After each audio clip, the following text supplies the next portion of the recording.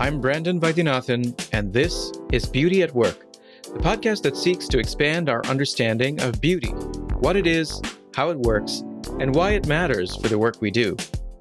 This season of the podcast is sponsored by John Templeton Foundation and Templeton Religion Trust.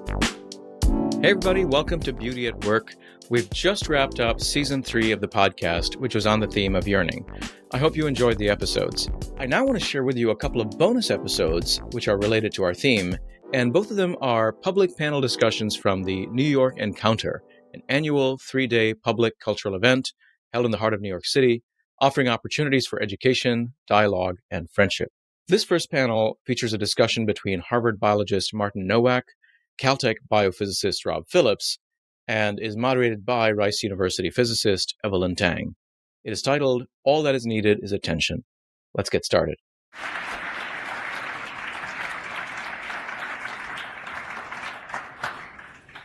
Good evening, everyone, and on the Encounter's behalf, welcome, both here at the Metropolitan Pavilion and those who are following us online.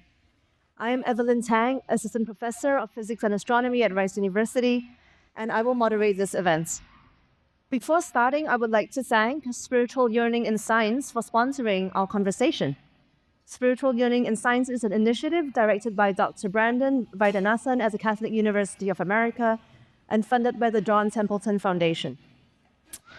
And now I would like to briefly introduce our speakers. The full bios are on the Encounter website that you can read at leisure.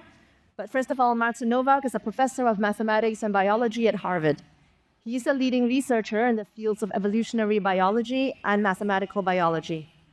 Martin has established cooperation as the third fundamental principle of evolution besides mutation and selection. He has published more than 500 papers, many of them in top journals such as Nature and Science, and 6 books. Martin's most recent books, Beyond and Within, are poetic explorations of some of the deepest questions that arise at the interface of science, philosophy, and religion, and I think we're going to hear more about them tonight.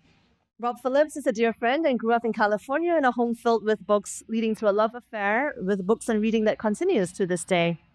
He is the Fred and Nancy Morris Professor of Biophysics and Biology at Caltech. Prior to a great fun of life and science, Rob spent 7 years of travel, self-study, and working as an electrician. Although teaching is often viewed within research universities as a chore, Rob finds teaching to be central in learning about how the world works. He is currently engaged in several book projects, one of which with Anand Garcia provides a quantitative view of how genes are turned on and off. I would like to invite them to tell us a bit more about themselves. And so please go ahead. Rob, would you like to go ahead and use some slides? Cool. Good evening, everyone. Thank you. It's such a huge privilege to be here.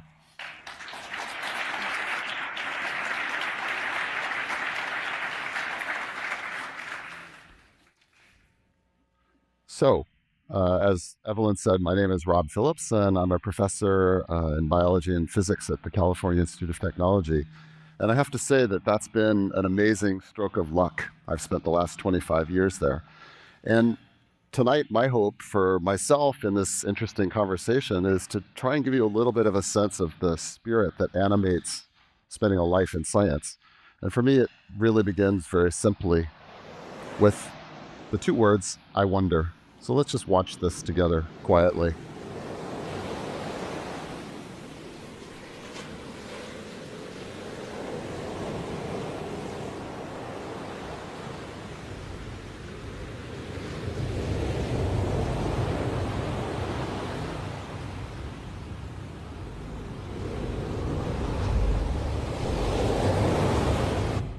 So what was my point here? In principle, that's a very mundane thing, looking at a sea lion swimming around in a school of fish. But for 2,000 years, people have been wondering about the starlings over Rome, just for example, how they fly in those weird murmurations. And curiosity really doesn't have to defend itself. It's a beautiful thing that we really still don't understand.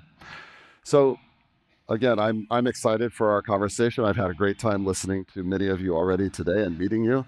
And I wanted to comment not so much on the content of science, although I'd love to talk about that, but rather about the values.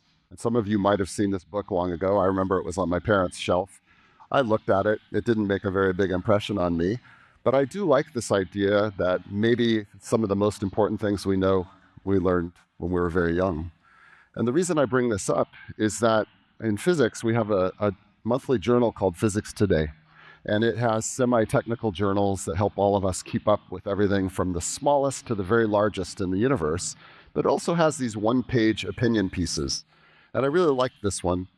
You're not supposed to read what it says, so forget about that. But his title really is inspired by that book that I just showed you. And what he wanted to talk about is what are the values that one has to actually be a physicist, and I would say a scientist more generally. And so I thought I would just mention a few that mean a lot to me and that may come up in our conversation. And of course, if I run into you in the hallway, maybe it would be fun to chat about them. So for sure, curiosity. So yesterday I was at Rockefeller University with a friend of mine. He's not that I care about such things, but he's a Nobel Prize winner and a postdoc, but I'm serious about that. I don't care very much, and I don't think he does either. But he was telling me about his postdoc, and he said, this guy is so amazing because he's childlike in his curiosity. And both of us agreed that that sort of innocence, the childlike innocence, is something that actually is often lost. And in many ways, the most fun in science is not losing that. Openness. It's hard to learn things if you've already made up your mind. And so when we're looking at the natural world, for example, the sea lion, there's all sorts of possible explanations of things. And we don't know a priori what they are, which leads to I don't know. There's a sort of technical thing that we often use in science, which is called a null hypothesis. And for me, the most useful null hypothesis is I don't know. Love of the truth, wherever it may lead. Gratitude. You don't know other people's narratives. Not being opinionful. This one's very important to me. I learned it from Robert Nozick in his book, The Examined Life. I don't have to have an opinion about everything. And it's liberating, I would say. And that's helpful in science. The mystery of the world, that's already present in a simple, mundane thing like a sea lion swimming in a school of fish. Amazement that the human mind has achieved what it has in terms of uncovering a little bit of the mystery of the world around us in a way that, in general, we agree on implicitly, if not explicitly. And for me, also respect for the achievements of the past. You know, one of the things that came up and is shown in that video that I very much appreciate, I'm very dedicated to celebrating Archimedes. I know that Martin's going to talk about mathematics as well. He and I share this great love of the tradition of mathematics. I'll come to that in a moment. Not taking things for granted. Knowledge is hard. Be careful. Improving upon silence is hard. And instead of, here's what I know, instead saying, here's the way I'm thinking about it. So in my teaching, one of the things that's been my greatest privileges is trying to take students out into the world. I have a huge responsibility when I meet 20-year-olds, 18-year-olds at Caltech. And so I've led on the order of 20 field trips to the Galapagos, to Indonesia, to New Zealand. And often we spend 20 to 40 minutes a day in silence, every one of us with one of these little green notebooks, which is waterproof. And we basically either draw the rocks or draw the animals or write questions that start with the words, I wonder. So this one may be perhaps weird for this audience, but most of the way we've been communicating with each other today has been with words. And that's cool. But I just wanted to put a plug in for the idea that maybe it's interesting to communicate about the world using mathematics and numbers. And it's really actually very powerful. And also, I know Martin will mention this, or I think he will, it's also, in a certain sense, very spiritual, at least for me. My final thought is just to say that in Paris at the ESPCI, which is a scientific institution where Pierre and Marie Curie worked and where they discovered radium, if you look on this wall, you'll see this line from Miguel de Unamuno. I don't remember how to pronounce his name. It says, to question and doubt. It says, true science teaches above all to doubt. So for me, that's really the essence of things. So that's all I got. So I'm looking forward to the discussion. Was it too long? You were too short. Okay. It's a great honor and joy for me to be here. I have been at the New York Encounter once before, and it's great to be back. So here we are. All that is needed is attention. That's the topic of our little conversation here. And I was very, very moved by the video that is on the homepage of the New York Encounter 2025. And so I also use it in my talk several times. All that is needed is attention. So we are living in the following world where many people think that science is a distraction from spirituality. Science is almost something that is at odds with believing in God. And I want to change this. I want to change this in the opposite view, because I think if we pay attention to what science really says, it leads us to God. And that's the message of my talk. Science leads us to God. So when we pay attention, we have to ask, like a child. Rob mentioned the childlike approach. Like a child, what are the most important things that actually science puts as landmarks out there? What are the three things that really happened? And the one thing is the origin of the universe. The second thing is the origin of life. And the third thing is the origin of language, of human language. And what do these events give us? The universe gives us physics. This is really the beginning of a physics that is unfolding. Stars are being produced, they make chemical elements. So that gives us physics and chemistry. The origin of life gives us biology. What does language give us? The first thing that language gives us is prayer. Because as soon as humans had language, they were spiritual beings. The findings in the Shuvi cave and in other places are expressions of a kind of spirituality. So I would argue, as soon as you have language, you talk about spirituality, about God. As soon as you have language, you discover the world of ideas. And here I mean Platonic ideas, forms. You have poetry, you have philosophy. You have the discovery of mathematics. You have the discovery of science, of technology, engineering, and medicine. All that matters very, very deeply to us is a derivative of language. And why is language as big as the origin of life itself? Because it gives rise to a new way of evolution. Because we have evolution no longer in the genetic realm, we have it also in the cognitive linguistic realm. This is the time scale, if we want to add a few more other events. So when did it happen? Big Bang, 13.8 billion years ago. Sun, Earth, Moon, 4.6 billion years ago. Physicists always know things very, very well. And my critics criticize me for worshipping physics, but I ask, what is there not to worship? And in biology, things are sort of more complicated. So origin of life, we are maybe on Earth, we don't really know. But what we all agree is that bacteria and archaea were there 3.5 billion years ago, the higher cells with organelles 1.8 billion years ago. And all the while, until 600 million years ago, if you come to Earth, you see no sign of life without a microscope. So this was all microscopic life. Things that you see with a free eye comes into existence 600 million years ago. This is the complex multicellularity. And then the last big thing, what is the most interesting thing that happened in the last 600 million years? That is the arrival of human language, because it gives rise to a new way of evolution. So the forces of physics, we can conclude, and evolution leads to living beings that raise their voices in praise of God, that discover underlying unchanging truth. And here I'm stating a fact. This is a scientific fact. Physics and evolution have led to people who recognize spirituality. What is it that evolves? Ernst Mayr, a Harvard biologist, pointed this out, that loosely speaking, we talk about evolution of genes and so, but what really evolves is the population. So the carrier of the evolutionary process is the population. The two classical ingredients of evolution recognized by Darwin, even though not properly understood, is mutation and selection. So Darwinian evolution is based on mutation and selection. Selection means that different types grow at different rates. And to this, my work over the last 20 years and the work of many others has really added cooperation as a fundamental additional principle of evolution. And cooperation means that individuals work together so well that they form a higher level of organization. Cooperation, in my mind, is the master architect of the evolutionary process. Whenever something amazing happens in evolution, like the origin of life itself, or the first cells, or human language, cooperation needs to be involved. Cooperation is that which leads to human language.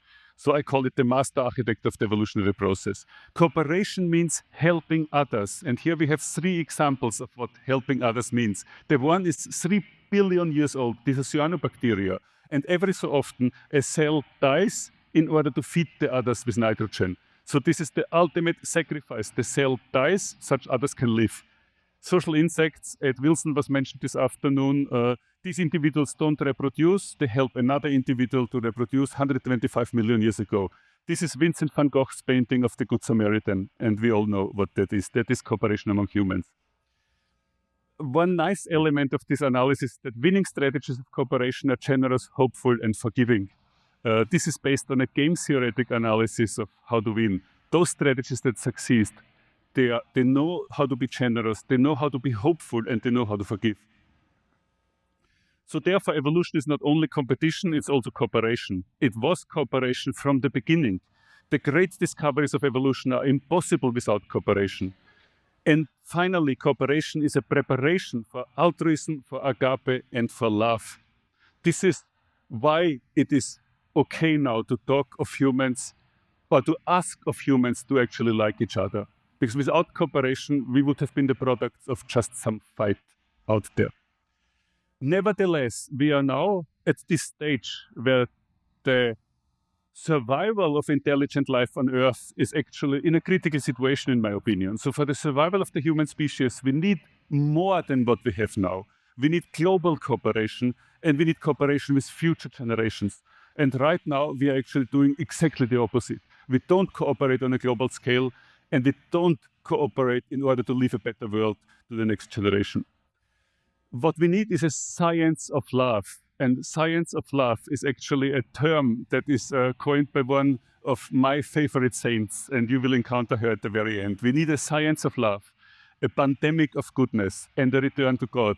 We need attention in order to solve this problem of global cooperation. And here begins a new life with this attention. So if science makes you aware of that which matters, the encounter with a great love gives us a glimpse of a mysterious presence, the ultimate beauty and love, whom we have always expected but never met. And this kind of encounter led me to write these books. For many years, I wanted to write books that bring together science and religion, science and God, but I didn't really find the voice. And then suddenly the voice that was in me was the idea that I let a female divine presence talk about it while I'm only listening. So the encounter with a great love has the power to transform the world. And this first book, Beyond, is really a meditation on God and love. It's a dialogue between a male Faustian voice and a mysterious female presence, an unnamed Beatrice that was actually written by one of the people who commented on the book, who becomes his guide to leave the cave of shadows. What Beyond wants to say is that beyond this world of change is an unchanging reality. And this unchanging reality is, for example, represented in mathematics or in truth, but also in love and in God. In order to see this, all that is needed is attention. Just in the last few days, I published another book, and this is called Within. And here the idea is really that God is waiting for us within as our teacher, as the love of our life, as a lover and beloved. And if you have this view, then you realize from every pair of eyes that is looking at you, it is God that is looking at you. And you also realize that the purpose of human life is to find God by love. And this book is completely inspired and devoted by one of the greatest saints that lived in the last 500 years. And this is her. And one of my favorite quotes of her is, "In the heart of the church, my mother, I will be love. And thus I will be all things as my desire finds its direction." Thank you very much.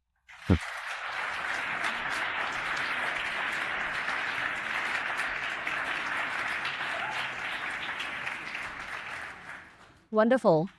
I think we're very curious about how your own personal journey and experiences have shaped, all of these beautiful fruits that you've been telling us about. So we're curious about how your scientific questions and ideas arise. And in particular, why do you believe that mathematics and harmonious principles govern nature? So Rob, you spoke about science and this quest, this constant doubting, this constant search for truth. This is an exhausting quest. Why did you devote your life to it? Or Martin, that you believe that mathematics, cooperation governs nature. These seem like audacious claims and audacious quests, given how messy nature is. Why are we looking for these principles and these ideas? Yeah, well, maybe I'll take a crack at both of those. So as far as how, I think there's no one answer, obviously, and everybody's different. But in my case, I would say there's maybe 4 different kinds of things. So one is amazement. So I want all of you to imagine the following crazy experiment. I have my arms out. You cut off this arm grows shorter. This arm starts to grow. When they're the same length, they grow back out. So that sounds crazy, but that's exactly what you will observe in a microscopic organism with a microscope called Chlamydomonas. And, that's enough. It's so interesting and so unusual that that's enough to say, is that worth spending 5 years of a graduate student's life on? Dissatisfaction, that's another example. No, but seriously, it's a huge responsibility. When a 20-year-old comes to you and says, I want to do a PhD, you're asking them to spend 5 or 6 years of their life working on something. So I feel like you have to take that seriously. And I'm telling you, I think that fascinating question is worth it. I would say dissatisfaction, the fact that there are things we should understand that we don't. So that's a big one for me. And then where questions come from is learning and teaching. I think that's, there's no distinction between teaching and research for me. Just a quick note before Martin goes on the subject of the audacious notion of principles. I think evidence forces it on us. Caltech sent out an email a few years ago saying, show up at the athletic field at such and such time because there's going to be a transit of Venus.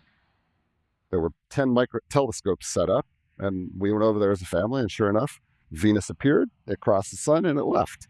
An eclipse is, it's not controversial. It's evidence of these audacious principles, I guess is what I would say, because the mathematics works.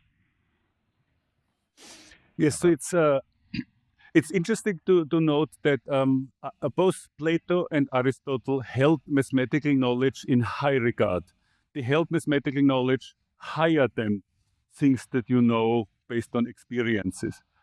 But they did not know something that is very important. They did not realize that mathematics was the language of nature ultimately, because at this time this was not established. So it was kind of an additional trick that was used by somebody to do certain things, but it was not realized as the language of physics, and definitely not as biology. It was actually Johannes Kepler who was the first person to believe in a physical interpretation, a physical reality of a mathematical calculation. And I would also say Galilei. And so therefore physics developed very strongly with this connection with mathematics, but biology didn't have this. So at that time, it was understood the heavens were perfect and the heavens could be described mathematically, the planets. But the Earth was so messy that mathematics doesn't work here and is not sort of needed. Much later came this idea that biology is also subject to mathematical analysis. And this is what has fascinated me throughout my life, the mathematics of biology. And I would argue we have reached a stage now where in biology, we know things if we know them mathematically. We understand evolutionary aspects if we can understand them mathematically. Well, I think we would all agree, given that we are trying to use mathematics, the three of us, to study biology. Let's go to the theme, the provoking theme of our panel itself, which is all that is needed is attention. This is a very strong claim. How do you feel about it? Do you agree with it? And even better, could you share an example from your own experience where attention or wonder allowed you to discover something new? And I think related to this is, Rob already said that in research and teaching, to him, they're connected. So if attention is important to you, does this shape your teaching and how we encourage our students to think and consider today? In our panels today, we have been discussing so much about the role of technology and how that impacts the way that students don't look up as much as they did or don't speak to each other as much as we did. How do we inculcate or foster this attention? Or relatedly, what has been the role of teachers in our own lives? I would take it in the following way, that sometimes we are blindly accepting scientific statements. And in order to really interpret them, we need attention. So I give you, I think, 2 examples. One example is the scientific statement that was made. Science has shown the universe exists for no reason and has no purpose. And so now you have to pay attention what is being said here actually to really understand whether you agree with this or not. So first of all, the statement itself assumes that the person who said it has a method to distinguish between a universe that has a purpose and a universe that doesn't have a purpose, and has a method to distinguish between a universe that exists for a reason and a universe that exists for no reason. And science somehow has, and this is not true if you think about it. So science does precisely not show that. So this is a philosophical statement, if you want to say this, but science doesn't do this.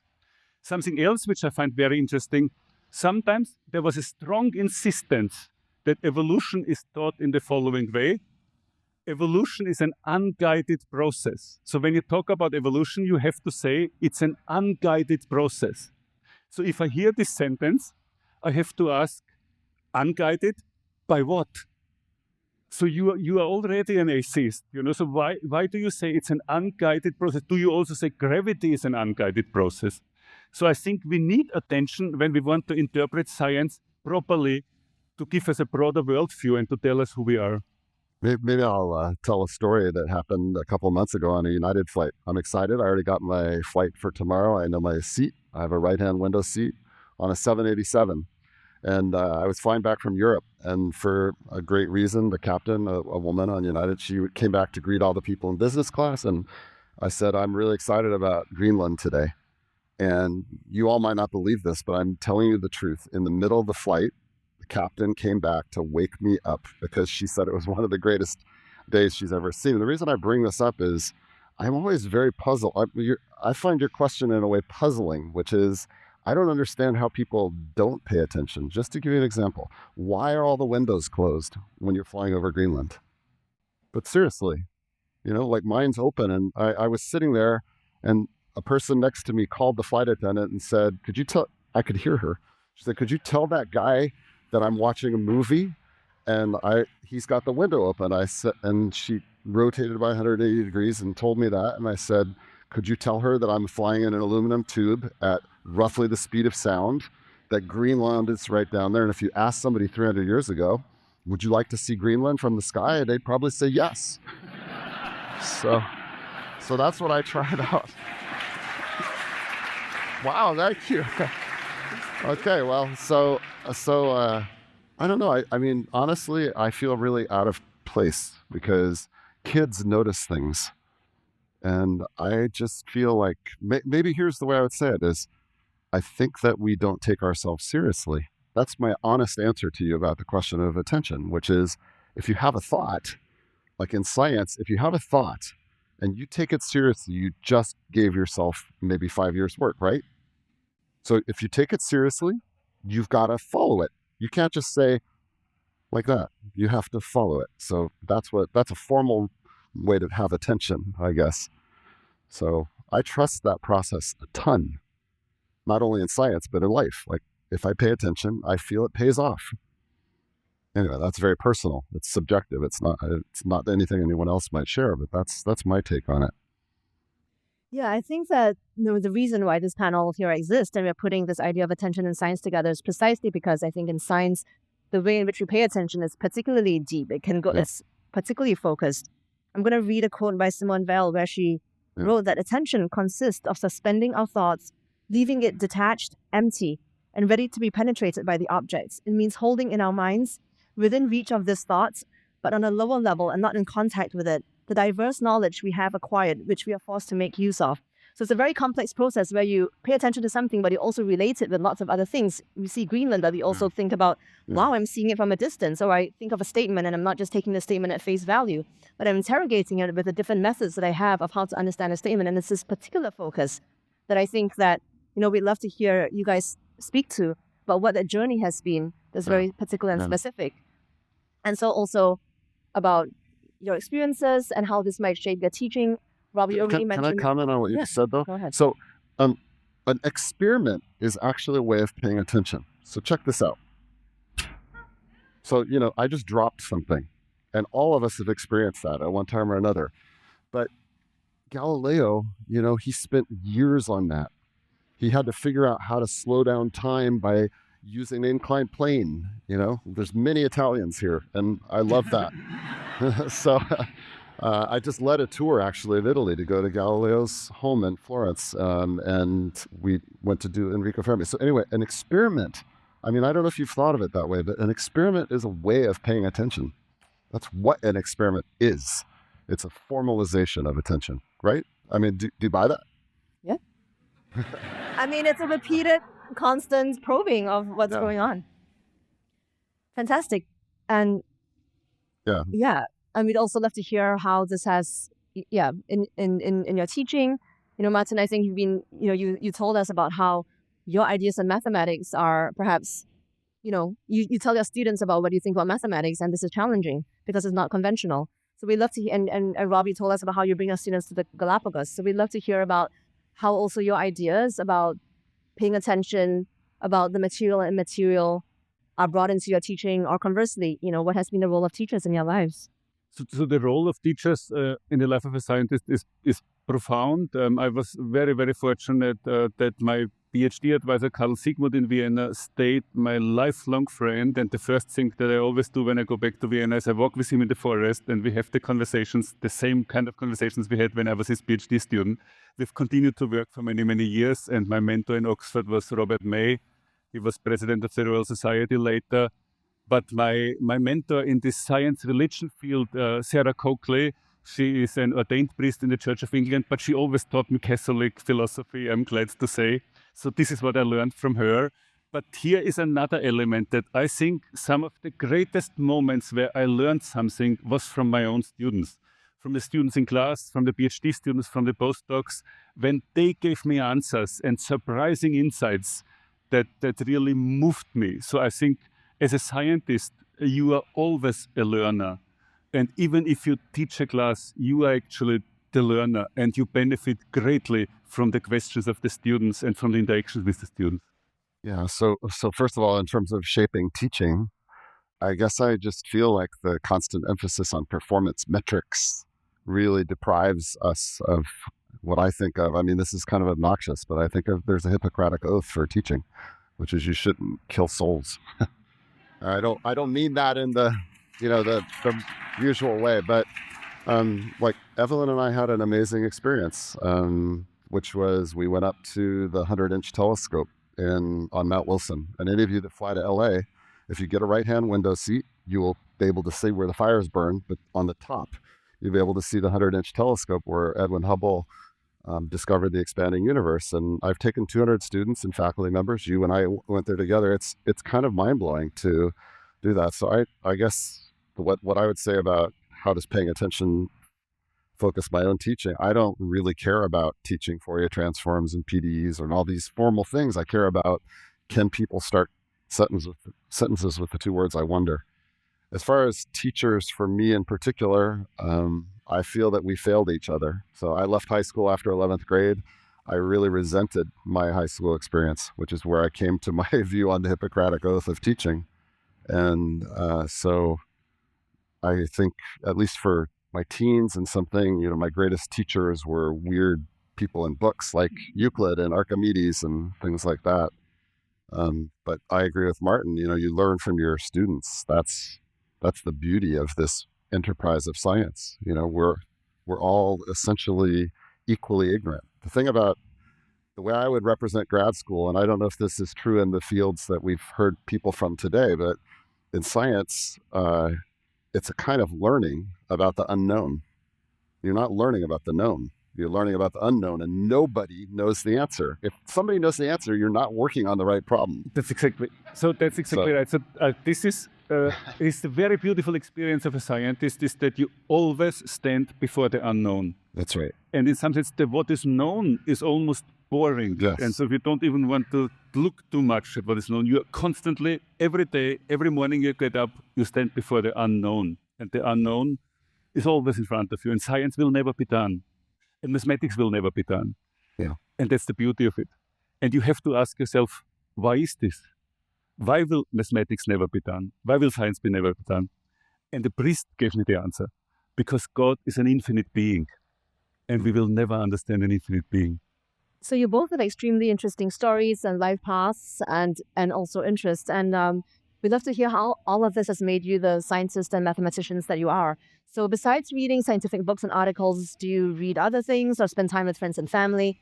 Basically, I'm curious about what helps you in your research and if there is a relation with your personal pursuits. You want to go first? You go first. Okay. Sure. So first of all, I really feel very strongly about the subject of this particular session, which is that one has to formalize paying attention. That asking a question, taking it seriously, and then trying to figure out how am I going to actually make falsifiable progress on it. There's a lot of hot air, I guess I would say. I think reading, I love the video at the beginning because I think that it's true that we don't respect somehow the past. And I really can't tell you how much I see that in 18-year-olds. They don't know that much about the history of science or history of things more generally. And so it's pretty awesome to be able to read, I don't know, whatever, Moby Dick, but also the latest romance novel. I think it's all great. And so you were asking about friends and family. I don't really acknowledge, I just feel like I'm a spoiled person that gets paid to goof around. So it's not as though. Well, Rob, regarding, friends and family, I suppose we met because you were bringing together a group of people that you want to build community with. So clearly, friends and community is important to you. For sure. And, Martin, I met several of your collaborators, I told you, before I even met you. So I know also that you have a strong network of collaborators whom you're very close. And so clearly this is something that's also important in your journeys. And that's something that, I think we would be. Yeah, I mean, actually, maybe this is interesting. Some people have a philosophy like they will go out into the world to find that collaborator, that scientist that will be most helpful for their enterprise. And I kind of don't share that, because if that person's not fun to interact with, then I'm not going to go hang out with them. So what can I tell you? Yes, I also completely agree that I see science very much as a collaborative enterprise, and you absolutely need to work together with people who are your friends. Yeah. So this is where the friends come from. For me, great moments of inspiration were when I first came to university, and in physics class, the professor performed an experiment in front of the class, and then he says, in order to understand the experiment, we have to calculate. So this was the first time that I realized mathematics was not just there to give homeworks to high school kids, Right. but is actually there to understand something. And that fascination then drove me to become, I wanted to become a theoretician, somebody who uses mathematics to describe first chemistry and then biology. And in this endeavor between science and religion, there were many moments when I came to Harvard. I first met Sarah Coakley, and she was a professor in the divinity school. And I realized from her, I could learn how to speak what I want to say about science and God, because at that time I wasn't able to do that. That's cool. Then came a moment when I was deeply fascinated, and I still am, by the Bhagavad Gita. So the Bhagavad Gita, Gandhi calls it the gospel of selflessness. And in the Bhagavad Gita, we are asked to think of the sufferings of others as our own, to see the same God in every other person. The Bhagavad Gita is a call for selfless action. You are asked to act in the world selflessly, but you shouldn't be attached to the outcomes of the action. So the Bhagavad Gita was a huge spiritual inspiration for me, and it is mentioned in Beyond. After that, I read the Katha Upanishad, and the Katha Upanishad describes the soul as fusing with God. Then I asked Sarah Coakley again, do we have the same in Christianity? And she says, it is not really the standard vision, but I should read Teresa of Avila. And so then I read Teresa of Avila, The Interior Castle, and I was deeply moved. And for the first time, I got a glimpse what it takes to actually love your enemies and how she was able to do that. Something has to happen in your life if you want to love your enemies. Then I was done with Teresa of Lisieux, Teresa of Avila, and I said, all my life, I knew there is this big Teresa and the little Teresa. And I have never, ever bothered to read anything about the little Teresa. Now I want to find out about the little Teresa.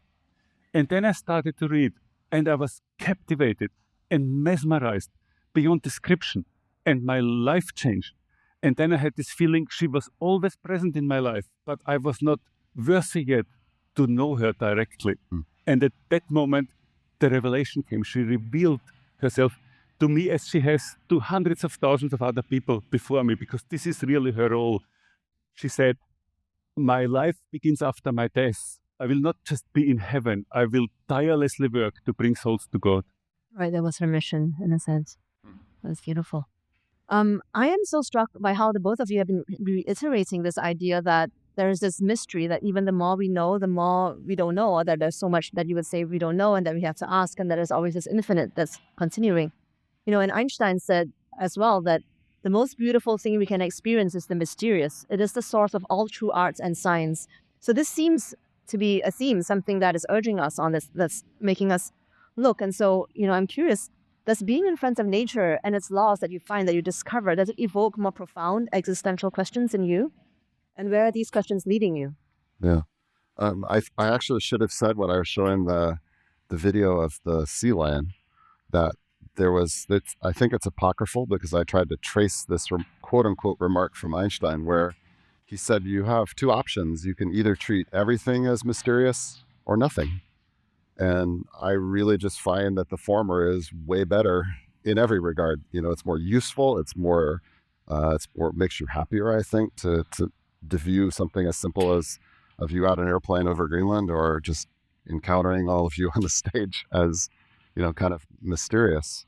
Of course, for me, I can't speak for anyone else, but of course it elicits other questions. And I very much appreciate what Martin was saying about mathematics, because that's been one of the great things in my life is the realization that by pure thought, I could write down an equation that could tell me how old the Galapagos are.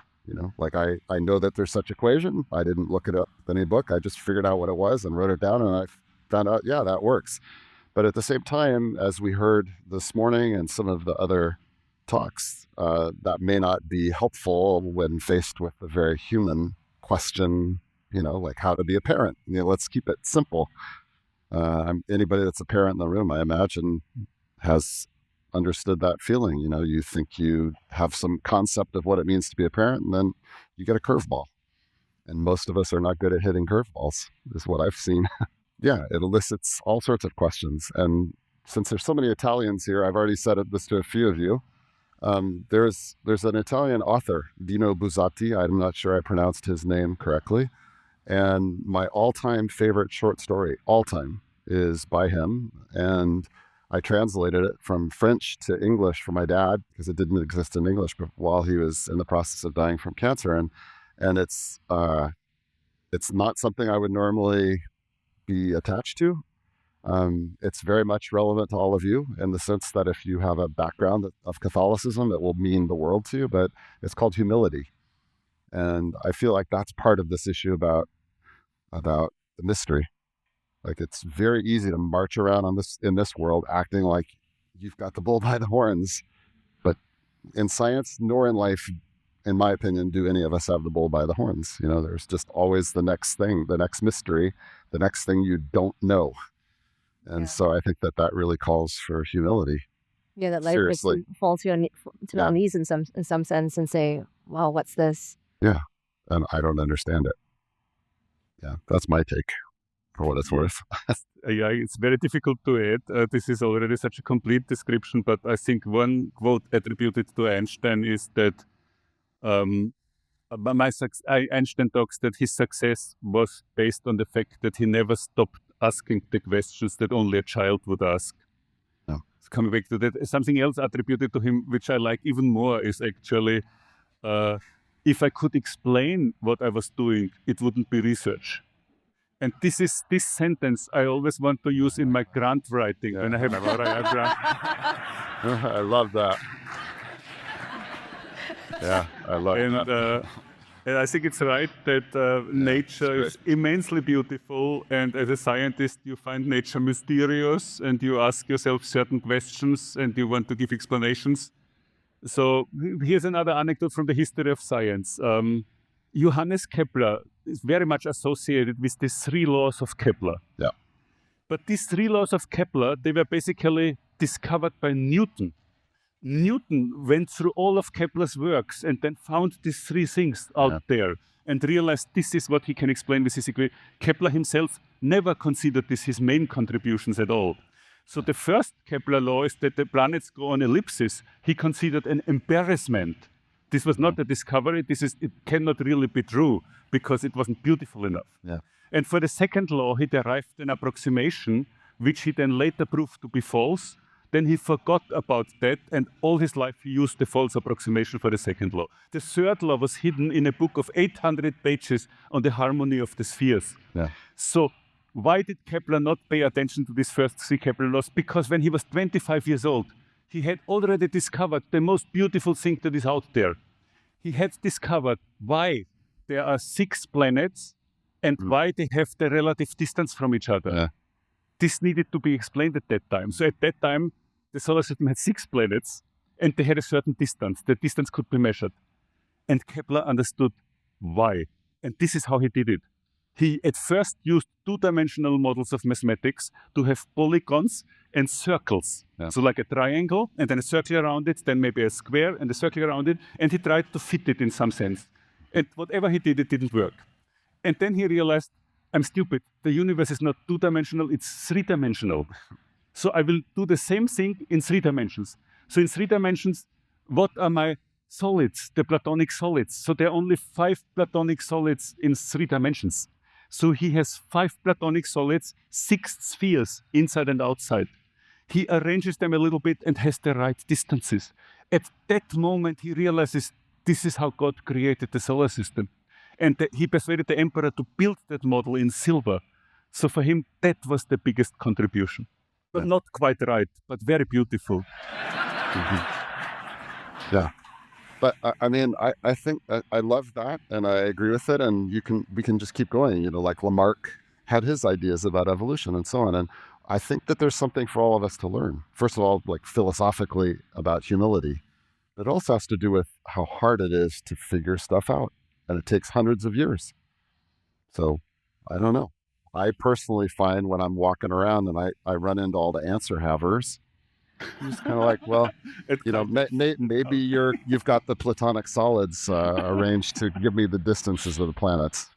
So unfortunately, our time is coming to a close. I would like to remind all of you that at 7 p.m., so right after this event, Martin will be available to sign his new books, Beyond and Within, at the Human Adventure book table right outside the auditorium.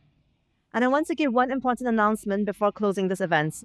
This encounter is a little big miracle in the heart of New York City. It is a place for all those who seek belonging. So we invite you to give generously at our donation table outside this auditorium or in a couple of clicks at the newyorkencounter.org/donate. And now please join me in thanking our speakers. And again,